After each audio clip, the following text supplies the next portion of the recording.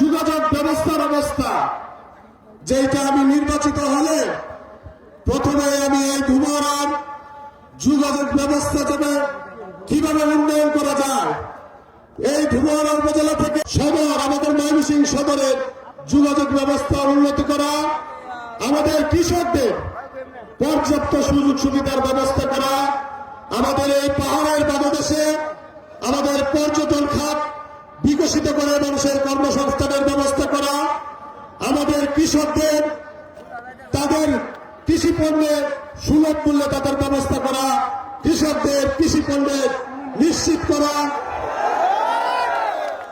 আমাদের প্রত্যেকটা বাজার মনিটরিংয়ের ব্যবস্থা করা, আমাদের রাস্তাঘাট স্কুল কলেজ বাজার হাট বাজারের অবকাঠামো উন্নয়ন করা, আমাদের স্বাস্থ্য খাত বিশেষ করে আমাদের গর্ভবতী মায়েদের জন্য এই আমাদের ধুমারা উপজেলা স্বাস্থ্য কমপ্লেক্সে আমাদের প্রাথমিক চিকিৎসা সহ গর্ভবতী মায়েদের সুচিকিৎসা ব্যবস্থা করা, আমাদের শিক্ষা ব্যবস্থার উন্নয়ন করা, আমাদের এই যে ধুমারার সন্তানরা ক্রিয়াঙ্গনে সারা বাংলাদেশে তাদের পৌঁছানো হচ্ছে, যে ক্রিয়াঙ্গনের মাধ্যমে সারা বাংলাদেশে আমরা পরিচিত করছি, সেই উপজেলা ক্রিয়া কমপ্লেক্স তৈরি করে প্রত্যেকটা জিনিসের এই জীবনদান উন্নয়ন করে আমি ধুমারাকে একটা আধুনিক ধুমারা সেটা করতে চাই।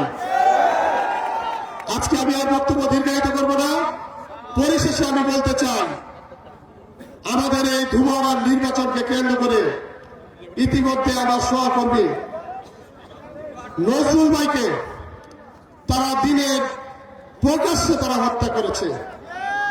আজকে নজরুল ভাইয়ের সন্তান এখানে উপস্থিত, নজরুল ভাইয়ের বৃদ্ধ বাবা প্রতিনিয়ত তার সন্তানের জন্য কান্না করছে, তার স্ত্রী তার স্বামীর জন্য কান্না করছে, তার 6টি সন্তান, তার 2টি ছেলে, 4টি মেয়ে, তার ছোট মেয়েটি তার মাত্র 1.5 বছর বয়স, এখনো সে বুঝে না তার বাবা আসবে কিনা। আজকে আপনারা এর বিচার করবেন, এই নির্বাচন তো 12 তারিখের পরে শেষ হয়ে যাবে, কিন্তু 13 তারিখ আমরা কোথায় নজরুল ভাইকে পাবো? আজকে আমার জন্য নজরুল ভাইয়ের মৃত্যু হয়েছে, তার পরিবারকে আমি কি সান্ত্বনা দিব, তাদেরকে আমি কি বলব? আজকে আমার এই বিষয়টা কোনো কিছু বলার নাই। আপনারা আগামী 12 তারিখ ভোটের মাধ্যমে এই নজরুল ভাইয়ের রক্তের প্রতিশোধ দিবেন, সে আশা করছি। আমি আর আমার বক্তব্য দীর্ঘায়িত করবো না। দুনিয়ার মানুষ আগামী 12 তারিখ সকল কিছুর প্রতিশোধ দেবে ইনশাআল্লাহ। আপনারা সকলে ভালো থাকবেন, ইনশাআল্লাহ 12 তারিখ বিজয় আপনাদের সাথে দেখা হবে।